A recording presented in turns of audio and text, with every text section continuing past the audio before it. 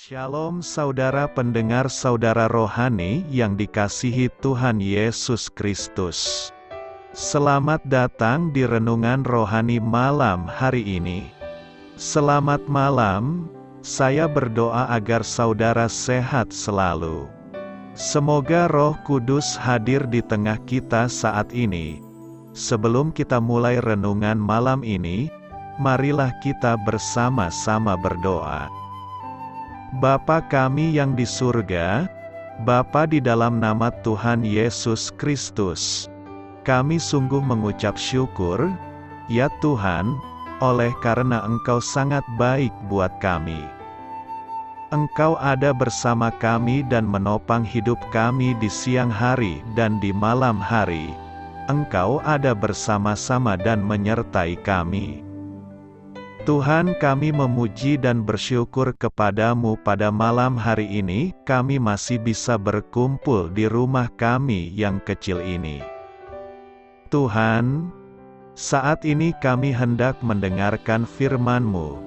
Berilah pengetahuan dan bimbinglah hamba-Mu ini agar apa yang Engkau firmankan dapat bekerja sesuai kehendak-Mu. Buat kami jemaat-Mu, bukalah hati dan pikiran kami untuk mendengar dan menerima firman-Mu. Kiranya firman-Mu ini dapat menjadi berkat bagi kami. Berbicaralah Tuhan, kami sudah siap menerima firman-Mu. Di dalam nama Tuhan Yesus Kristus kami berdoa dan mengucap syukur. Amin. Sahabat saudara rohani, pembacaan ayat emas Alkitab renungan kita malam hari ini. Nats pilihan kita adalah, ketika mereka melihat dari dekat, tampaklah, batu itu sudah terguling. Tertulis dalam kitab Markus 16 ayat 4, kata kunci renungan pada malam ini adalah, batu itu akan dipindah. Dan bacaan kita pada malam ini terambil dari kitab Markus 16 ayat 11 sampai dengan ayat 18. Tetapi ketika mereka mendengar bahwa Yesus hidup dan telah dilihat olehnya, mereka tidak percaya. Sesudah itu ia menampakkan diri dalam rupa yang lain kepada dua orang dari mereka, ketika keduanya dalam perjalanan keluar kota. Lalu kembalilah mereka dan memberitahukannya kepada teman-teman yang lain, tetapi kepada mereka pun teman-teman itu tidak percaya. Akhirnya ia menampakkan diri kepada ke-11 orang itu ketika mereka sedang makan, dan ia mencela ketidakpercayaan dan kedegilan hati mereka, oleh karena mereka tidak percaya kepada orang-orang yang telah melihat dia sesudah kebangkitannya. Lalu ia berkata kepada mereka, "Pergilah ke seluruh dunia, beritakanlah Injil kepada segala makhluk. Siapa yang percaya dan dibaptis akan diselamatkan, tetapi siapa yang tidak percaya akan dihukum. Tanda-tanda ini akan menyertai orang-orang yang percaya. Mereka akan mengusir setan-setan demi namaku. Mereka akan berbicara dalam bahasa-bahasa yang baru bagi mereka. Mereka akan memegang ular, dan sekalipun mereka minum racun maut, mereka tidak akan mendapat celaka. Mereka akan meletakkan tangannya atas orang sakit, dan orang itu akan sembuh." Terambil dari kitab Markus 16 ayat 11 sampai dengan ayat 18.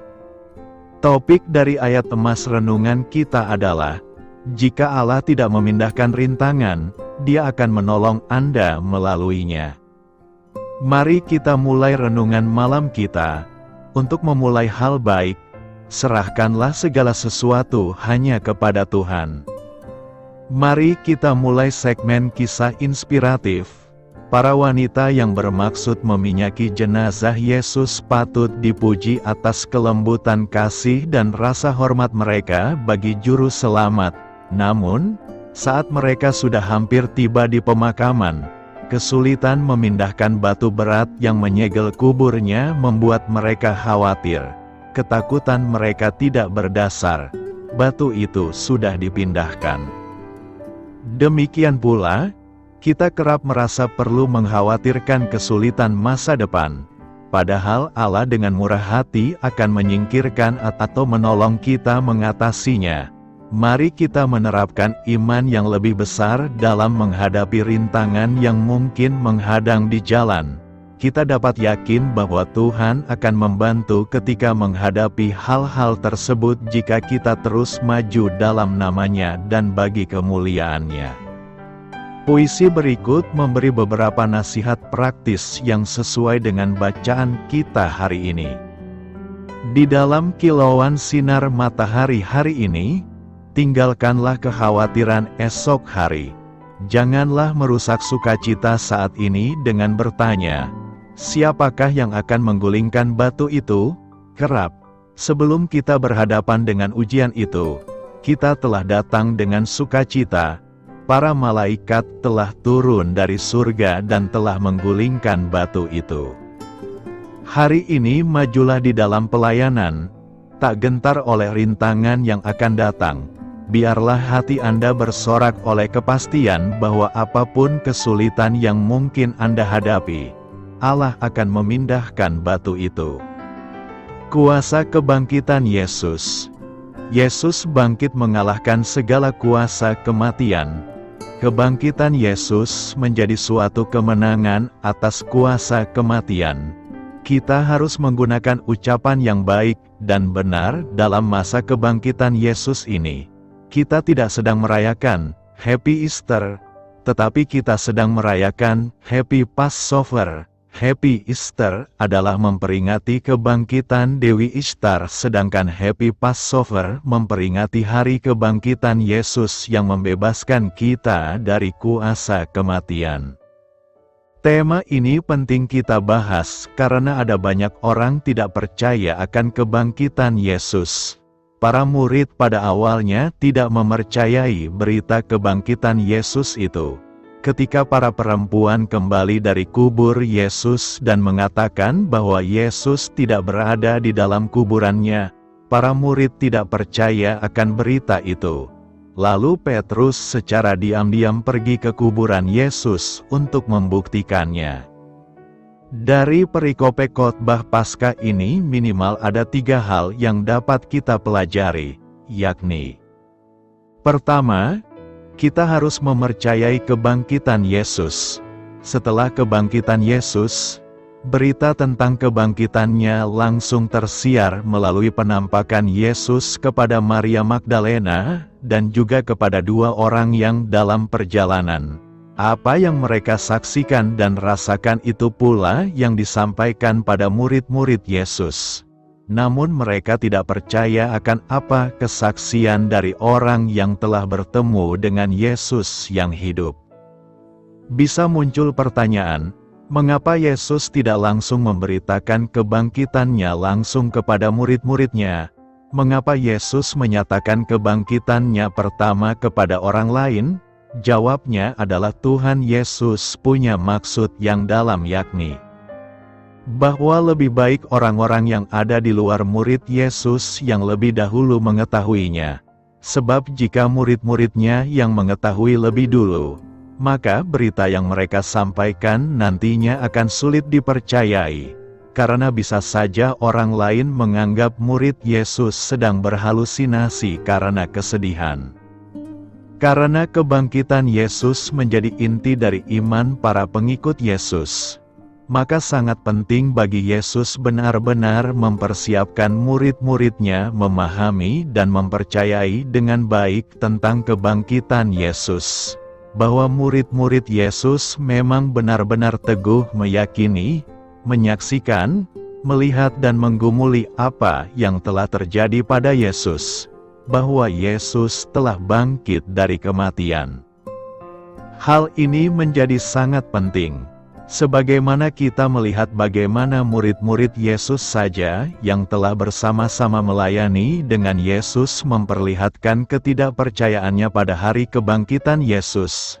Maka pertanyaannya, bagaimana pula dengan kita saat ini? Dan bagaimana pula puluhan ribu tahun yang akan datang? apakah pengikut Yesus akan tetap memiliki iman yang teguh tentang kebangkitan Yesus? Yesus meneguhkan kita, sebagaimana dikatakannya kepada Thomas, "Karena engkau telah melihat aku, maka engkau percaya. Berbahagialah mereka yang tidak melihat namun percaya." Maka yang menjadi pertanyaan untuk kita gumuli saat ini adalah, apakah kebangkitan Yesus memiliki relevansi dengan hidup kita saat ini? Sejauh mana kebangkitan Yesus itu berdampak pada kita? Atau jangan-jangan kebangkitan Yesus itu sudah ditelan oleh rutinitas, hanya memperlihatkan kepercayaan yang tidak berdampak apa-apa? Apakah Yesus memang benar-benar hidup pada diri kita? Kedua, kita harus memberitakan amanat agung. Setelah para murid Yesus mempercayai akan apa yang telah terjadi, maka Yesus memberikan amanat agungnya. Amanat ini menjadi tugas setiap orang percaya, bahwa setiap orang beriman harus memberitakan kabar baik. Kabar baik itu adalah tongkat estafet yang harus dibawa dan dilanjutkan. Jika kita mempercayai kebangkitan Yesus, maka beritakanlah, saksikanlah. Dalam buku Markus ini, amanat agung Yesus memiliki ciri khas, bahwa kabar baik itu harus diberitakan kepada segala makhluk. Maka tumbuh-tumbuhan dan binatang, bahkan semua alam semesta harus diberitakan tentang kebangkitan Yesus. Artinya di sini bahwa setiap orang percaya harus memakai kehidupannya menjadi hidup yang bersaksi, yang memberitakan firman Tuhan dalam segala lini kehidupan.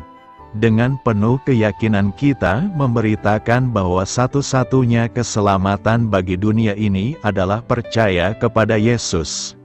Di luar kepercayaan kepada Yesus adalah hukuman. Mau selamat, ikut Yesus. Percaya kepada kebangkitan Yesus. Maka jika dikatakan percaya, beriman kepada Yesus, maka harus berbuat sesuatu. Mengapa Markus secara spesifik menulis, "Beritakanlah Injil kepada segala makhluk"? Hal tersebut menunjuk pada budaya dan persepsi yang berlaku pada masa itu. Sebagaimana kita ketahui, Injil Matius ditulis untuk orang percaya bangsa Yahudi. Injil Lukas untuk Theophilus dan semua orang percaya bukan Yahudi, dan Injil Markus ditulis untuk orang Romawi. Orang Yahudi menganggap bangsanya sendiri sebagai bangsa pilihan, dan apabila mereka mengatakan sesama manusia, mereka mengartikannya secara sempit hanya sebatas sesama Yahudi saja. Dapat juga dipahami latar belakang penulisan istilah adalah bahwa Tuhan Yesus Kristus telah memberikan suatu amanat untuk mendirikan kerajaannya di antara semua manusia, baik Yahudi maupun non-Yahudi, dengan jalan memberitakan Injilnya, yakni kabar baik tentang perdamaian dengan Allah melalui seorang pengantara, yaitu Tuhan Yesus Kristus. Mereka harus memberitakan Injil yang sebelumnya terbatas hanya pada domba-domba yang hilang dari umat Israel, dan mereka dilarang menyimpang ke jalan bangsa lain. Sekarang amanat kepada mereka diperluas, dan mereka diberikan wewenang untuk pergi ke seluruh penjuru dunia, ke semua bagian dunia, untuk memberitakan Injil kepada segala makhluk, baik itu kepada orang Yahudi dan non-Yahudi, tentang berita keselamatan melalui Tuhan Yesus Kristus. Ketiga, kita harus memiliki kuasa, bahwa kebangkitan Yesus telah memberikan kuasa dan kemampuan kepada setiap orang yang percaya, yaitu kemampuan dan kuasa yang berasal dari luar kemampuan manusia. Jika hanya mengandalkan kemampuan diri kita sebagai manusia, tentu kita tidak akan mampu menjadi orang percaya. Tetapi Tuhan memberikan kepada kita kekuatan dan perlindungan Tuhan untuk memampukan untuk dapat hidup dalam iman percaya kita. Kemampuan apakah yang diberikan Tuhan kepada kita pada peristiwa Paskah ini? Ada 5 tanda yang menyertai orang-orang yang percaya, yaitu: mereka akan mengusir setan-setan demi namaku, mereka akan berbicara dalam bahasa-bahasa yang baru bagi mereka. Mereka akan memegang ular sekalipun mereka minum racun maut, mereka tidak akan mendapat celaka. Mereka akan meletakkan tangannya atas orang sakit, dan orang itu akan sembuh. Namun kita harus mengingat bahwa tanda-tanda ini bukan harus dimiliki oleh semua orang percaya. Kita bisa memiliki satu dari antara kelimanya, atau bisa 2, ataupun bisa saja sama sekali tidak punya salah satu daripadanya. Artinya, kuasa yang diberikan Yesus itu akan kita terima jika kita mau menggunakannya dalam kesaksian kita kepada orang lain. Dalam perkembangan iman jemaat saat ini bisa saja kita temukan golongan Kristen yang menonjolkan tanda pertama, kedua, dan kelima, yaitu mengusir setan, bahasa baru, dan penyembuhan. Namun tidak banyak yang mau menyinggung tanda ketiga dan keempat, memegang ular dan minum racun maut. Tetapi sebenarnya, kalau mereka mau konsisten, maka tanda ketiga dan keempat ini juga harus menyertai mereka. Memang ada kelompok-kelompok kecil yang mengadakan pemegangan ular dalam acara kebaktian, tetapi beberapa tahun terakhir ini malah menjadi berita karena ada beberapa yang mati setelah tergigit ular. Terakhir, Jamie Coates, seorang pengkhotbah Pantekosta yang bermain ular sebagai bagian dari kebaktiannya, mati setelah digigit salah satu ular yang dia pegang. Hal ini sama sekali tidak memuliakan Tuhan, sebaliknya mempermalukan kekristenan secara keseluruhan.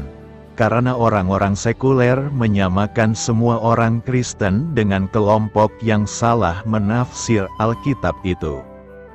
Kita jangan terjebak soal penonjolan salah satu dari kelima kuasa dan tanda itu. Kuasa dan tanda itu diberikan sebagai penguat akan kesaksian kita kepada orang percaya saja. Jikapun tidak ada tanda itu pada kita, bukan berarti kita tidak bisa bersaksi tentang Yesus yang bangkit itu. Kita bisa bersaksi dan menyaksikan Yesus yang bangkit itu walau tidak punya kuasa dari kelima tadi. Apa yang hendak kita renungkan dari perayaan Paskah itu? Pertama, peristiwa Paskah adalah fakta sejarah yang harus kita yakini dan imani sebagai bukti bahwa Yesus sudah bangkit mengalahkan maut, kematian. Dengan kebangkitannya, kita memiliki harapan bahwa kita pun akan dibangkitkan bersamanya kelak untuk menuju ke kehidupan yang kekal. Kedua, peristiwa itu harus kita tindak lanjuti dengan memberitakan kebangkitannya kepada segala makhluk. Kebangkitan Yesus menjadi penyemangat baru bagi kita bahwa kita menjadi saksinya untuk memberitakan pembebasan yang telah dibawa Yesus kepada segala ciptaan Tuhan di bumi ini. Ketiga, peristiwa itu memberikan kuasa kepada kita untuk melaksanakan tugas pelayanan di tengah-tengah keluarga, gereja, dan masyarakat. Kata Easter sendiri berasal dari salah satu kisah sejarah peradaban Babilonia. Jadi, cucu dari Nabi Nuh, yaitu Nimrod, dikisahkan mendirikan sebuah kota, yaitu Babilonia, di mana kota itu pada akhirnya menjadi salah satu peradaban awal yang terkenal di dunia. Nimrod ini sangat bejat, bahkan meniduri ibunya sendiri, yaitu Dewi Semiramis, hingga mempunyai anak bernama Tamus. Karena kebejatannya tersebut, Nimrod dibunuh dan dimutilasi oleh rakyatnya sendiri. Nimrod sendiri akhirnya dipercaya oleh rakyat Babilonia sebagai dewa Baal.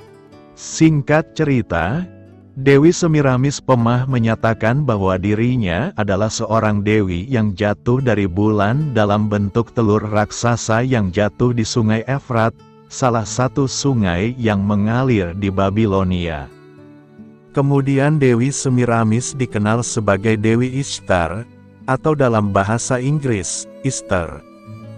Happy Easter sebenarnya mempunyai makna yaitu kebangkitan Dewi Ishtar, bukan kebangkitan Yesus Kristus.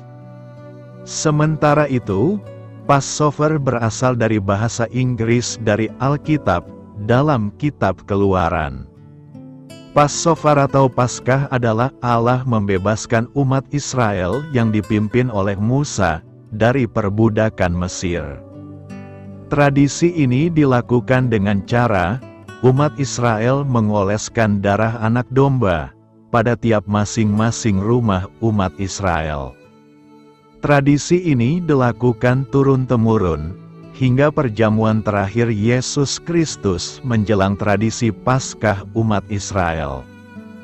Hingga keesokan harinya, Yesus dikhianati oleh rasulnya sendiri, Yudas Iskariot, hingga akhirnya dia mati di kayu salib.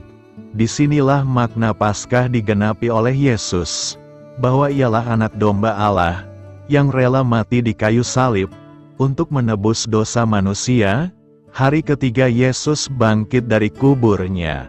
Hingga saat ini, perayaan Paskah dirayakan sebagai hari kebangkitan Yesus Kristus, bukan lagi sebagai peristiwa keluarnya bangsa Israel dari perbudakan bangsa Mesir.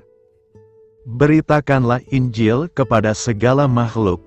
Markus 16 ayat 15 berkata, lalu ia berkata kepada mereka, pergilah ke seluruh dunia, beritakanlah Injil kepada segala makhluk. Perintah, pergilah ke seluruh dunia, beritakanlah Injil kepada segala makhluk, merupakan perintah Yesus kepada para murid-Nya setelah ia menampakkan diri kepada mereka. Perintah ini juga terarah kepada kita semua yang percaya kepadanya saat ini. Maka marilah kita laksanakan atau hayati dalam hidup dan cara bertindak kita setiap hari. Injil berarti arta gembira, maka memberitakan Injil berarti menyebarluaskan arta gembira. Kehadiran, sepak terjang maupun pelayanan kita kapanpun dan dimanapun hendaknya menjadi arta gembira bagi orang lain atau sesama. Tentu saja kita sendiri semakin gembira atau selamat jiwa kita dan mereka yang menerima pelayanan atau kena dampak hidup dan cara bertindak kita juga semakin atau menjadi gembira, selamat jiwa dan raganya.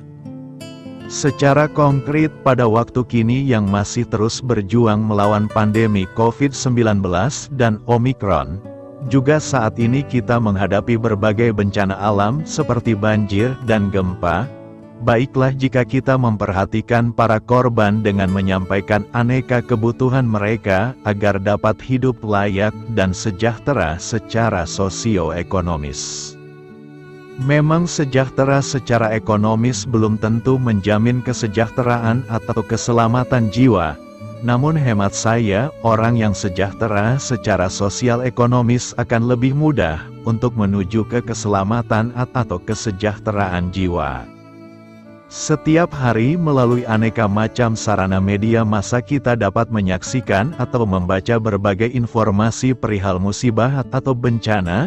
Semoga kita tergerak untuk pergi dan memberitakan kabar baik, berani melepaskan sebagian harta benda tawang atau tenaga kita bagi korban musibah atau bencana.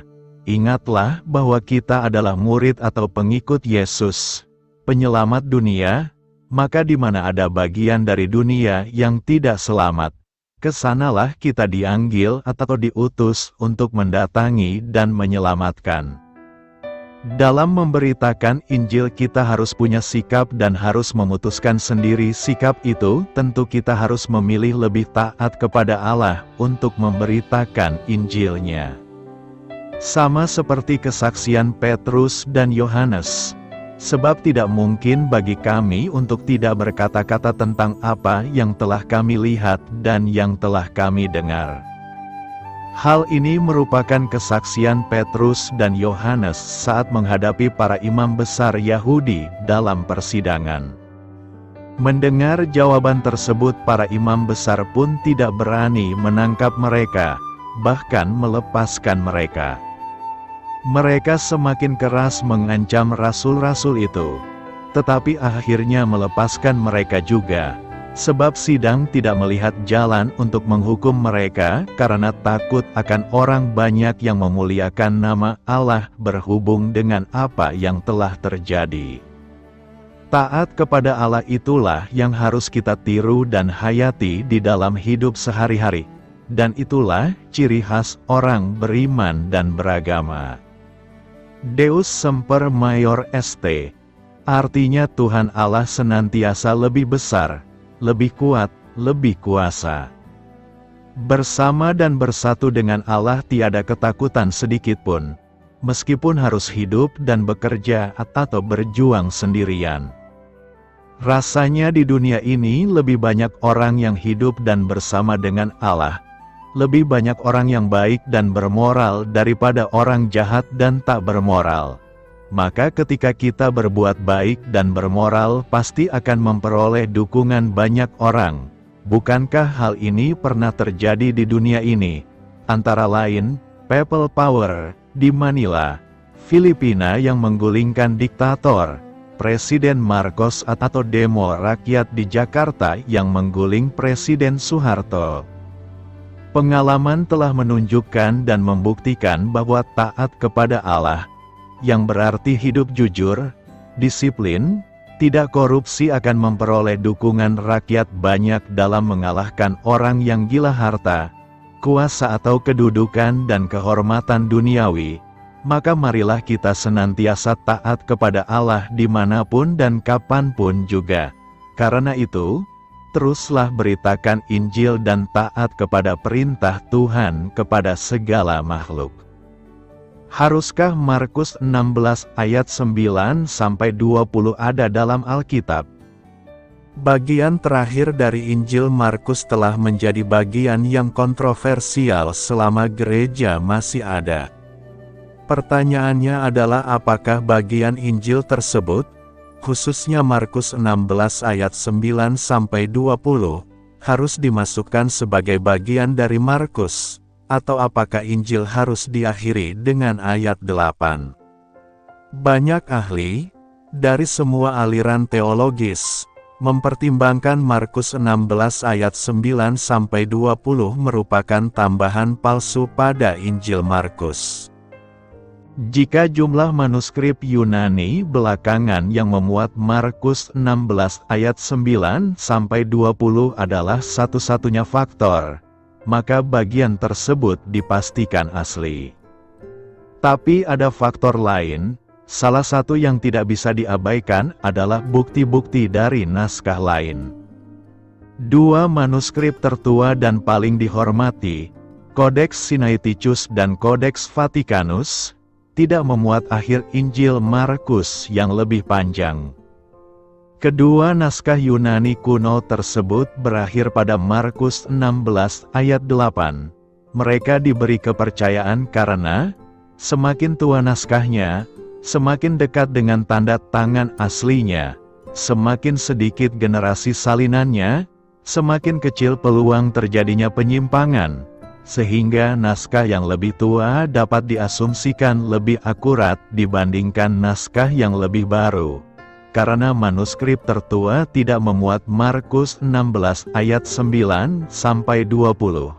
Banyak pakar meragukan bahwa ayat-ayat ini ada dalam Injil Markus yang asli. Selain kata-kata yang diterima secara umum di Markus 16 ayat 9-20, terdapat dua akhiran lain pada kitab Markus yang ditemukan di antara naskah-naskah kuno. Akhiran ini diterjemahkan sebagai akhiran opsional dan disertakan, dalam tanda kurung, dalam New American Standard Bible. Dan mereka segera melaporkan semua instruksi ini kepada Petrus dan teman-temannya. Dan setelah itu, Yesus sendiri juga mengirimkan melalui mereka dari timur ke barat proklamasi keselamatan kekal yang suci dan tidak dapat binasa. Dan bagian ini ditemukan di berbagai naskah lainnya. Zaman pelanggaran hukum dan ketidakpercayaan ini berada di bawah kekuasaan setan, yang tidak mengizinkan kebenaran dan kuasa Allah mengalahkan hal-hal najis yang berasal dari roh. Oleh karena itu nyatakanlah kebenaranmu sekarang, demikianlah mereka berbicara kepada Kristus. Dan Kristus menjawab mereka, masa kekuasaan setan selama bertahun-tahun telah genap, tetapi hal-hal buruk lainnya sudah dekat, dan bagi mereka yang berbuat dosa, Aku diserahkan kepada kematian, supaya mereka dapat kembali kepada kebenaran dan tidak berbuat dosa lagi, agar mereka dapat mewarisi kemuliaan kebenaran yang rohani dan tidak dapat binasa, yang ada di surga. Kita juga harus mempertimbangkan kesaksian para pemimpin gereja zaman dahulu.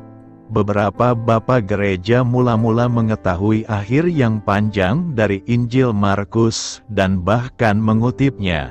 Namun, pada abad keempat, dua sarjana yang mengetahui akhir cerita yang panjang, Eusebius dan Jerome, melaporkan bahwa hampir semua naskah Yunani yang diketahui diakhiri dengan Markus 16 ayat 8. Lalu ada bukti internal yang menentang keaslian Markus 16 ayat 9-20. Perhatikan transisi antara ayat 8 dan 9 berkata, maka segeralah mereka keluar dan lari dari kubur itu, karena mereka gemetar dan takjub, dan mereka tidak mengatakan apapun kepada siapapun, karena mereka takut. Dan ayat 9 berkata, ketika dia bangun pagi-pagi pada hari pertama minggu itu, dia pertama kali menampakkan diri kepada Maria Magdalena, yang darinya dia telah mengusir 7 setan. Kita dapat mengemukakan 4 hal di sini. 1. Transisinya terjadi secara tiba-tiba, dan kedua bagian tersebut terputus-putus. Subjek narasinya adalah penemuan kubur kosong oleh para perempuan, diceritakan dari sudut pandang perempuan. Tiba-tiba, fokus beralih pada Yesus dan seorang wanita, Maria Magdalena. 2. Kata sekarang pada awal ayat 9 merupakan kata penghubung dalam bahasa Yunani. Hal ini mirip dengan mengatakan, tetapi, dan, karena itu, atau, di sisi lain, intinya sekarang harus menghubungkan apa yang terjadi selanjutnya dengan apa yang terjadi sebelumnya. Hal ini tidak terjadi, namun hanya berfungsi sebagai transisi yang kikuk antara ayat 8 dan 9. 3. Kata Yunani partisipal yang diterjemahkan, telah bangkit, di ayat 9 bersifat maskulin dan seharusnya mengacu pada Yesus. Namun Yesus tidak disebutkan dalam ayat sebelumnya. Beberapa terjemahan menambahkan kata Yesus pada ayat 9 untuk kejelasan. Namun nama tersebut tidak ada dalam aslinya. Jika Markus menulis ayat 9 dan menempatkannya setelah ayat 8, ia bersalah karena tata bahasa yang tidak rapi dan konstruksi kalimat yang tidak logis. 4. Ayat 9 sepertinya memperkenalkan Maria Magdalena seolah-olah baru pertama kali. Namun Markus telah menyebutkannya 3 kali sebelumnya dalam Injilnya. Di luar apa yang telah dibagikan adalah pertimbangan kosakata unik dari Markus 16 ayat 9-20. Ayat-ayat terakhir ini jelas tidak seperti ayat Markus. Ada 18 kata di bagian ini yang tidak pernah digunakan di tempat lain oleh Markus. Misalnya, gelar Tuhan Yesus yang digunakan di ayat 19 tidak ditemukan di bagian lain Markus. Selain itu, referensi terhadap tanda-tanda dalam Markus 16 ayat 17-18 juga unik. Ini adalah satu-satunya kisah pasca kebangkitan dalam Injil yang membahas tentang memungut ular, berbahasa roh, mengusir setan, meminum racun, atau menumpangkan tangan atas orang sakit. Tentu saja, tanda-tanda ini ditunjukkan pada zaman para rasul. Jadi ayat 17 dan 18 tidak bertentangan dengan doktrin Alkitabiah manapun. Namun masih ada pertanyaan mengenai apakah Yesus benar-benar mengatakan hal ini. Karena kesulitan-kesulitan seputar Markus 16 ayat 9-20 adalah tidak bijaksana untuk mendasarkan suatu doktrin hanya pada apa yang ditemukan dalam bagian Markus ini. Kemungkinan besar, akhir yang panjang pada kitab Markus mewakili upaya seseorang yang tidak dikenal pada zaman dahulu untuk memberikan akhir yang lebih memuaskan. Kenyataannya, mengakhiri kitab ini dengan ayat 8 sepenuhnya konsisten dengan narasi Markus lainnya. Ketakjuban kepada Tuhan Yesus merupakan tema dalam Markus. Mereka takjub mendengar pengajarannya. Mereka semua takjub, sehingga mereka saling berdebat satu sama lain. Ia menyembuhkan orang lumpuh itu, dan mereka semua takjub dan mengagung-agungkan Tuhan berkata, "Kami belum pernah melihat yang seperti ini." Beritakanlah Injil kepada segala makhluk. Markus 16 ayat 15 berkata, lalu ia berkata kepada mereka, "Pergilah ke seluruh dunia, beritakanlah Injil kepada segala makhluk." Tugas panggilan untuk memberitakan Injil ke segala makhluk adalah salah satu pilar identifikasi gereja yang hidup. Hal itu diungkapkan pada keempat penulis Injil yang memberikan kesimpulan akhir, bahwa Injil harus diberitakan ke seluruh dunia. Dalam Injil Matius, Yesus bersabda, "Pergilah, jadikanlah semua bangsa muridku." Dalam Injil Markus dikatakan, "Pergilah ke seluruh dunia, beritakanlah Injil kepada segala makhluk." Lukas menulis ucapan Yesus kepada para muridnya, "Kamu akan menerima kuasa, kalau Roh Kudus turun atas kamu, dan kamu akan menjadi muridku di Yerusalem dan di seluruh Yudea dan Samaria dan sampai ke ujung bumi." Selanjutnya Lukas juga menulis kesaksian Petrus yang mengatakan, "Sebab kamulah janji itu dan bagi anak-anakmu dan bagi orang yang masih jauh, yaitu banyak yang akan dipanggil oleh Tuhan Allah kita." Sementara dalam Injil Markus dinyatakan bahwa orang percaya dipanggil dan dipilih oleh Yesus Kristus sendiri. Merekalah yang menerima tugas panggilan, supaya kamu pergi dan menghasilkan buah. Misi dan panggilan memberitakan Injil adalah nafas gereja. Artinya, tanda bahwa gereja hidup adalah ketika ia melaksanakan tugas panggilannya sebagai pemberita Injil.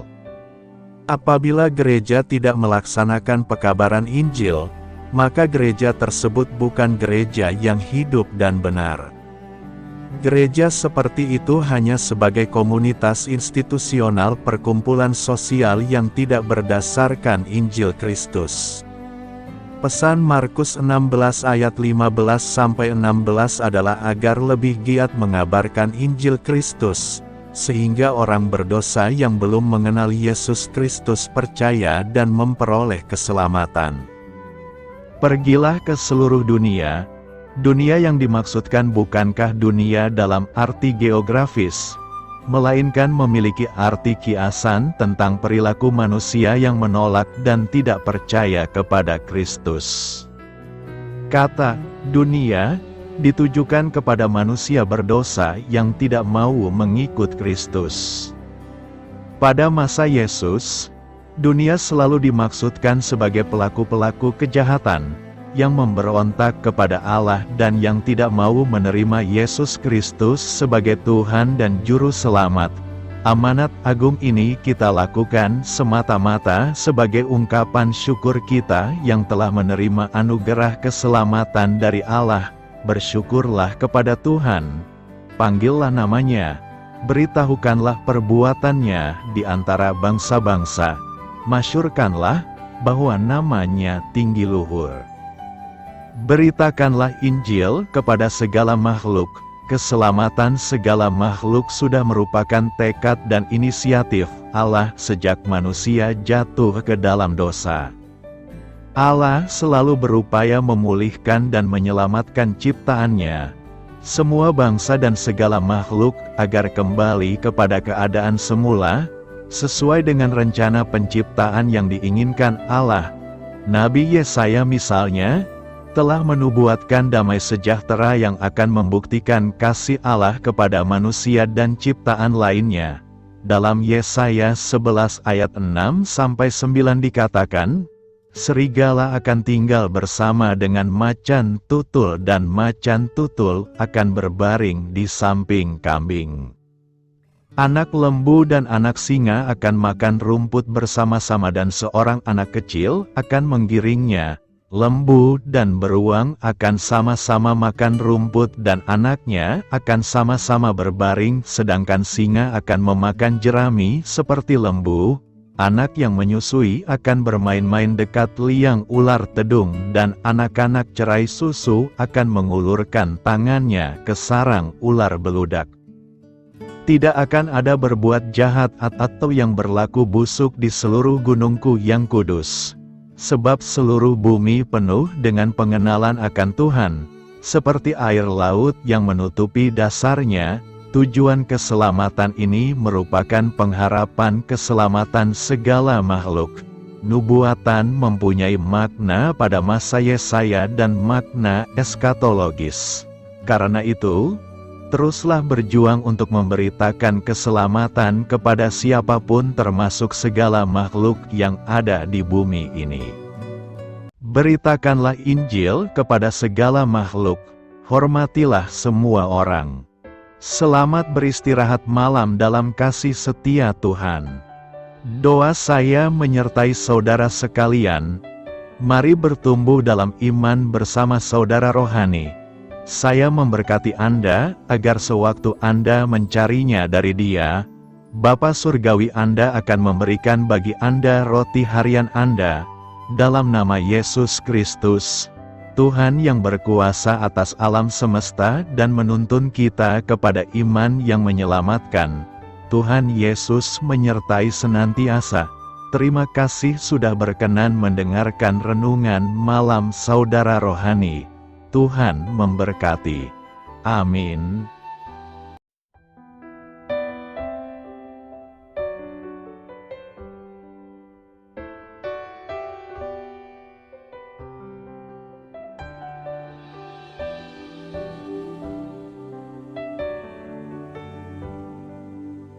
Marilah kita renungkan, sahabat saudara rohani, demikianlah renungan firman Tuhan malam hari ini. Semoga menjadi berkat di dalam hidup kita dan menjadikan kita pribadi yang lebih baik. Sebelum kita beristirahat pada malam hari ini, marilah kita berdoa. Bapa kami yang di surga, Bapa di dalam nama Tuhan Yesus Kristus, kami sungguh mengucap syukur, ya Tuhan, oleh karena Engkau sangat baik buat kami. Engkau ada bersama kami dan menopang hidup kami di siang hari dan di malam hari. Engkau ada bersama-sama dan menyertai kami, ya Tuhan Yesus.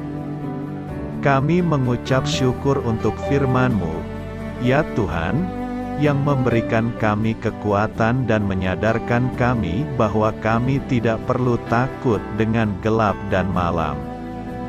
Sebab Tuhan, Engkau ada bersama kami.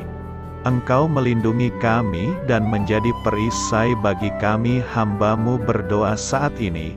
Tuhan, untuk setiap pendengar renungan ini yang mengalami ketakutan, kecemasan, kegelisahan, pada situasi gelap dan malam hari di dalam nama Tuhan Yesus Kristus. Kuasa Tuhan melepaskan mereka dari segala ikatan roh-roh ketakutan yang mengikat mereka saat ini. Tuhan melepaskan setiap anak-anak-Mu dari segala rasa takut dan kecemasan. Di dalam nama Tuhan Yesus segala kuasa-kuasa roh jahat, kuasa setan iblis yang mengganggu anak-anak-Mu, ya Tuhan, tolong hancurkan dan halaukan dengan kuasa-Mu. Dalam nama Tuhan Yesus Kristus, berkati setiap kami anak-anak-Mu, ya Tuhan, dan lindungilah kami aman di dalam Engkau. Ya Tuhan, penuhilah setiap hati kami dengan keberanian, damai sejahtera, dan sukacita serta ketenangan yang dari Tuhan. Berkati kami di malam hari ini, saat kami tidur dan beristirahat. Kuasa-Mu, ya Tuhan, menaungi setiap kami, memberkati dan melindungi kami. Bangunkanlah kami kembali besok pagi dengan kekuatan yang baru, tubuh yang sehat diberkati Tuhan, dan berkat-berkat yang baru Tuhan sediakan bagi kami. Terima kasih, ya Tuhan, kami sungguh mengucap syukur untuk firman-Mu yang menguatkan kami. Dalam nama Tuhan Yesus Kristus Juru Selamat kami, Bapa kami yang baik, kami mengucap syukur dan berdoa haleluya. Amin. Biarlah firman Tuhan menjadi pengingat untuk kita semua, bahwa tuntunan dari Roh Kudus akan selalu memberi jalan keluar bagi setiap permasalahan hidup kita, dan memberi kedamaian di hati kita. Amin. Sampai jumpa di renungan malam saudara rohani berikutnya.